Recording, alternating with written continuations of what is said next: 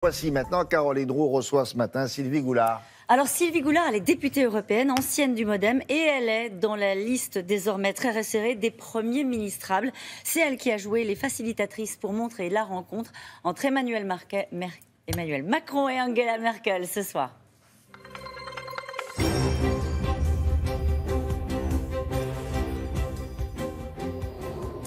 Bonjour Sylvie Goulard. Bonjour. Bon, vous avez passé une bonne nuit? Oui. Oui. Oui, vous n'êtes pas trop préoccupée par cette liste de premiers ministrables dans laquelle figure votre nom? Non, c'est toujours, je dirais, intéressant qu'on puisse penser à soi, mais ce n'est pas la manière dont je vois les choses. Le vrai événement d'hier, c'était la prise de fonction du président de la République. Et on va en parler. Vous en avez parlé avec Emmanuel Macron de Matignon, par exemple. Est-ce que c'est le genre de sujet, j'imagine bien, vous n'allez pas nous faire des révélations ce matin sur ce sujet-là, mais sur la méthode. Est-ce qu'il est secret? Est-ce qu'il vous en parle? Est-ce qu'il consulte ses proches sur le sujet Matignon, sur le sujet des nominations des ministres? Emmanuel Macron va respecter la Constitution, c'est une prérogative du président de la République. Donc c'est un sujet qu'il n'aborde pas avec ses proches, non, avec ses fidèles? Personnellement, quand je me suis engagée à ses côtés, franchement, c'était il y a plusieurs mois, personne ne croyait qu'il serait président. Donc on a fait du chemin, mais pas sur ce sujet-là.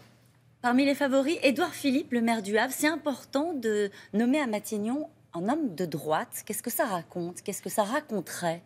Je crois que là, vous vous trompez, vous devriez interviewer Emmanuel Macron là-dessus, parce que ça n'est pas moi qui vais choisir le président de la République et le Premier ministre, mais il est clair que le président de la République a toujours indiqué qu'il voulait une majorité large, qu'il voulait inviter tous les Français de bonne volonté à travailler ensemble.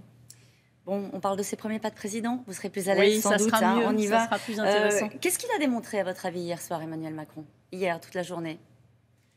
Je crois qu'on peut dire qu'il a la stature présidentielle. Il a fait un magnifique discours, très équilibré, empreint de gravité, mais aussi tourné vers l'avenir, combatif, demandant que la France retrouve un esprit de conquête, essayant d'insister sur la nécessité de réformer le pays, de refonder l'Europe, mais aussi de donner confiance aux jeunes. Je pense à tous les jeunes qui nous écoutent et qui ont un peu du mal à s'insérer dans la vie professionnelle et à trouver leur voie.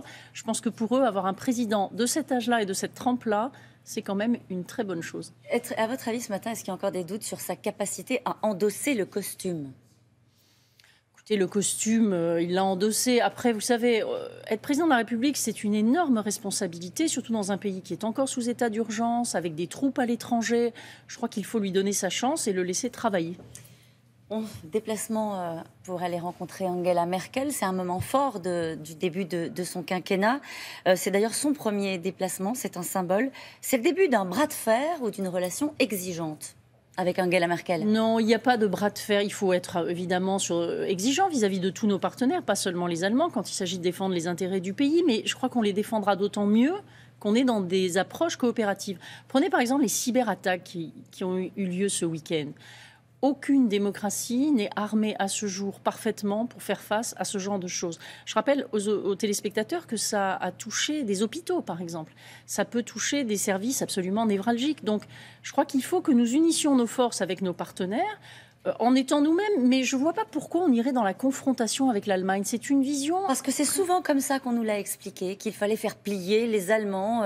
Et ça a marché, sincèrement. Et ça a marché. Justement. Voilà, moi j'invite les gens à réfléchir. Quelle est la logique désormais? Quel est l'état d'esprit, à votre avis, d'Emmanuel Macron dans la construction de sa relation avec l'Allemagne? Qu'est-ce qui a changé? Qu'est-ce qui peut changer? Pour l'avoir accompagné 2 fois en Allemagne, j'ai trouvé qu'il avait vraiment la bonne attitude, en ce sens que d'abord, il ne partait pas avec des préjugés négatifs, comme en ont tant de gens en France. Enfin, pas tellement en France d'ailleurs, aussi dans d'autres pays. Et je trouve qu'en France, il y a une nuance là-dessus à cause de la tradition de coopération franco-allemande. Deuxièmement, une volonté d'agir en France. Et je crois qu'il est très important que les Français comprennent que nous serons toujours dans une meilleure position pour négocier avec nos partenaires étrangers si nous nous renforçons nous-mêmes, si nous faisons les réformes. Oui, parce que dans ces cas-là, vous n'êtes pas à la merci d'une augmentation des taux d'intérêt parce que vous avez une dette excessive, par exemple. Et puis surtout, votre économie vous permet de jouer un rôle plus important dans le concert des pays européens et mondiaux.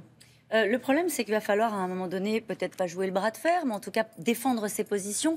Emmanuel Macron, il a voulu notamment un budget de la zone euro. Et alors ce matin, le ministre allemand des Finances, Wolfgang Schäuble, lui dit c'est pas réaliste. Typiquement dans un cas comme celui-ci, comment est-ce qu'il fait? Il faut convaincre. Alors, je crois qu'il faut peut-être dire aux téléspectateurs quelle est la séquence, dans quel ordre il faut faire les choses. Dans le programme d'Emmanuel Macron, effectivement, il y a cette idée qu'on aurait besoin de moyens pour faire des choses en commun dans la zone euro. Mais vous savez, c'est comme si vous partez en vacances avec des copains, que vous faites un pot commun. Si vous savez qu'il y en a un qui est très dépensier chez lui, vous allez vous méfier. Donc, l'idée, c'est que d'abord, on essaie de remettre un petit peu les comptes en ordre en France. Ça n'est pas seulement Bruxelles qui le dit. La Cour des comptes insiste depuis des années sur ce sujet. C'est l'argent du contribuable. Donc c'est l'argent que nous payons avec nos impôts qui n'est pas toujours bien utilisé. Une fois que nous aurons fait un certain nombre de réformes, et même d'ailleurs en parallèle sur des sujets comme la défense, qui sont très importants aussi pour le président de la République, la sécurité au sens large, le contrôle aux frontières extérieures, nous pourrons avancer. Une fois que la confiance aura été restaurée, une fois que nous aurons fait des progrès, à ce moment-là, nous pourrons ça nous emmène aborder. très très loin, tout ça. On a 5 ans là, c'est bien. Non, mais c'est important. Ça veut dire qu'au fond, dans les premiers mois, même dans les premières années, il n'y a pas d'urgence européenne pour Emmanuel Macron. Il va laisser passer, les élections en Allemagne. En tout cas, pour cette question de budget de la zone euro, vous nous dites c'est pas la priorité. Non, je n'ai pas dit que ce n'était pas la priorité. J'ai dit que si on veut y arriver, il y a d'autres chapitres à ouvrir d'abord, à la fois en matière économique, notamment par une action interne, mais aussi il y a d'autres chapitres de coopération européenne à ouvrir. Et je crois qu'au contraire, il y a une véritable urgence, il faut s'y mettre tout de suite. Mais vous savez, on va avoir besoin de travailler, je dirais, de manière aussi approfondie et discrète au début. Les élections allemandes sont prévues au mois de septembre. Il va leur falloir sans doute 2 mois ou 1 mois et demi, 2 mois, s'il y a à nouveau une coalition à monter.